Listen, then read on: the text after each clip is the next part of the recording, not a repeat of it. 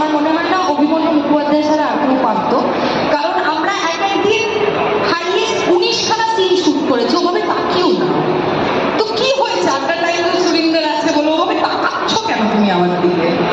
তো আমরা এটাই আমাদের জন্য চ্যালেঞ্জ, এবং আমার মনে হবে আপনারা যখন দেখবেন 17ই মে, তখন আপনাদের দেখে একটুও মনে হবে না যে সেখানে কোনো ত্রুটি রেখেছি আমরা শুট করতে বা এন্টারটেইন করতে।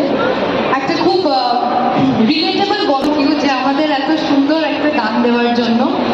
ইটস লুপিং, যারা যারা এখনো শোনেননি প্লিজ চলে যান আড্ডা টাইমসের ইউটিউব চ্যানেলে আর গিয়ে শুনুন, আর অপেক্ষা করুন 17ই মে। যারা এখনো আড্ডা টাইম সাবস্ক্রাইব করেননি, শুধুমাত্র বসন্ত এসে গেছে দেখার জন্য করুন প্লিজ।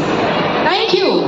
তো 17ই মে আমাদের বসন্ত এসে গেছে, আসতে চলেছে আড্ডা টাইমসের। প্লিজ দেখুন, দেখে জানাবেন। আর সামনে কিছুদিনের মধ্যে ট্রেলারও চলে আসবে।